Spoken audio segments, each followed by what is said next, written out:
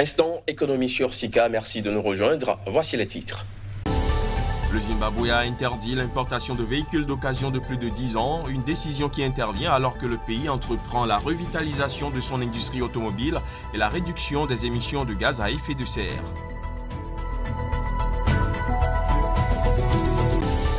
Les 12,6 gigawatts de centrales d'énergie renouvelable installées en Afrique connaîtront une croissance continue durant les prochaines années et pourraient atteindre 51,2 gigawatts d'ici 2025. On en parle également dans cette édition.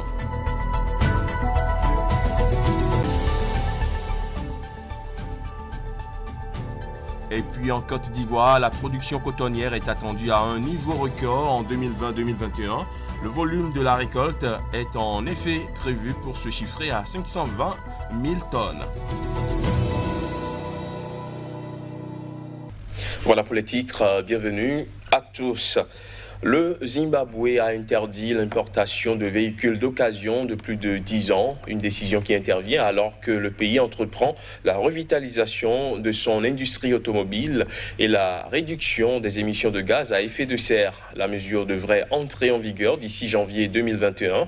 Cependant, les véhicules commerciaux tels que les tracteurs, les camions de transport, les engins de terrassement et autres véhicules spécialisés utilisés dans les mines et dans la construction seront exemptés de la nouvelle exigence. Au mois de novembre dernier, le gouvernement zimbabwéen, qui cherche à revitaliser le secteur automobile et à réduire les importations, avait annoncé que le pays devrait bientôt produire des bus localement pour le transport public de masse.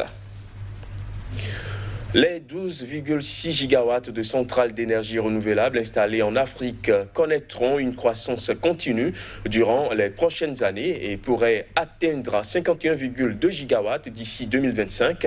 Ces chiffres proviennent d'une analyse réalisée par Rystad Energy. D'après le cabinet d'analyse spécialisé dans le secteur énergétique, les principaux acteurs de cette croissance seront entre autres l'Afrique du Sud, l'Égypte et le Maroc. Voici les détails. Selon une analyse faite par Rystad Energy, la puissance de centrales d'énergie renouvelable va connaître une croissance significative sur le continent africain, passant des 12,6 gigawatts enregistrés en 2019 à 51,2 gigawatts d'ici 2025. D'après les analyses du cabinet d'analyse spécialisé dans le secteur énergétique, l'Afrique du Sud a actuellement le plus important parc du continent avec 5,9 gigawatts de solaire et d'éolien et 1 gigawatt de projets en développement. Il est suivi par l'Égypte et le Maroc. L'Algérie aura pour sa part la croissance la plus importante. Elle compte en effet faire passer son parc de renouvelables des 500 mégawatts actuels à près de 2,9 gigawatts en 2025. Cela se fera grâce au projet de Tafouk 1 d'une capacité totale de 4 gigawatts, dont 2,4 entreront en service d'ici à 2025. La Tunisie prévoit également une croissance rapide qui lui permettra de passer des 350 MW de capacité installée actuelle à 4,5 gigawatts d'ici 2025. En termes de rapidité dans la croissance du marché du renouvelable, l'Égypte arrive en tête avec 3 gigawatts installés entre 2017 et 2020, ainsi qu'un portefeuille de 9,2 gigawatts en développement. L'Éthiopie ambitionne également de faire passer sa capacité d'énergie propre, autre que l'hydroélectricité de 461 MW, à 3 gigawatts d'ici à 2025. En bref, le Nigeria a perdu 2 milliards de dollars de revenus entre 2017 et 2020. Ceci en raison de l'augmentation de la combustion de gaz par les compagnies pétrolières opérant sur le territoire et de l'absence de monétisation du gaz brûlé.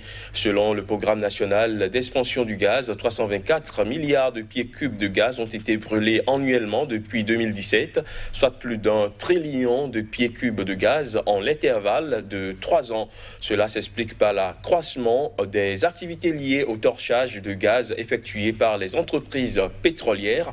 Rappelons qu'un projet de loi sur le torchage de gaz visant à réduire le niveau de gaz rejeté a été adopté le 25 avril 2019. Restons au Nigeria où les acteurs de la filière cacao, déjà aux prises avec le ralentissement de la demande mondiale, doivent désormais fournir des documents supplémentaires aux compagnies maritimes avant l'expédition de leur cargaison, une mesure de la Banque centrale du pays qui provoque des retards. Les expéditions de cacao au Nigeria butent sur les nouvelles exigences administratives de la Banque centrale. Le segment des exportations de la fève tourne au ralenti. Les opérateurs de la filière étant désormais tenus par l'institution de fournir des documents supplémentaires aux compagnies maritimes avant de faire sortir leur cargaison. Ces nouvelles mesures ordonnées par la Banque centrale visent à assurer un rapatriement des devises étrangères générées par la vente du cacao par des canaux officiels vers le pays qui traverse actuellement une pénurie de liquidités. La Banque centrale du Nigeria essaie surtout de combattre actuellement l'exportation sans déclaration, une activité illégale dans laquelle de nombreux acteurs de la filière sont impliqués. Selon des exportateurs de cacao, il faut environ 40 jours aux opérateurs pour se conformer à ces exigences, ce qui ralentit considérablement les acheminements. Un volume de 100 000 tonnes de cacao serait actuellement piégé dans les conteneurs stationnés dans les ports. La nouvelle exigence administrative s'ajoute aux difficultés relatives aux embouteillages récurrents pour la filière cacao. Pour la campagne 2020-2021, le Nigeria table sur une récolte de 270 000 tonnes de cacao. En Côte d'Ivoire, la production cotonnière est attendue à un niveau record en 2020-2021. Le volume de la récolte est en effet prévu pour se chiffrer à 520 000 tonnes. Cette prévision optimiste s'explique notamment par une météorologie clémente. Des précisions à travers cet élément. Les autorités anticipent une récolte record de 220 000 tonnes de coton pour la campagne 2020-2021. Selon les récentes estimations de l'Association professionnelle des sociétés cotonnières, la récolte de la fibre devrait cumuler à 520 000 tonnes durant la dite saison. Ce volume, qui marque un bond de 6% par rapport au stock de la campagne précédente, est le plus important jamais réalisé par le pays. Ces prévisions optimistes s'expliquent notamment par une météorologie clémente ainsi que par le prix garanti aux producteurs fixé à 300 francs CFA le kilogramme, qui ont permis d'augmenter les emblavures de 9% à 444 760 hectares.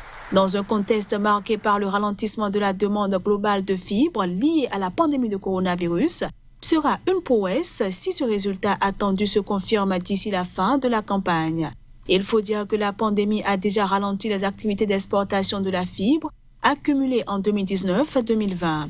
La Côte d'Ivoire est actuellement le troisième fournisseur de coton sur le continent africain, après le Bénin et le Mali. La filière coton enregistre environ 117 000 producteurs dans ce pays. Voilà, ce sera tout pour ce journal de l'économie que j'ai pris du plaisir à vous présenter. Surtout, restez avec nous, l'information revient sur SICA.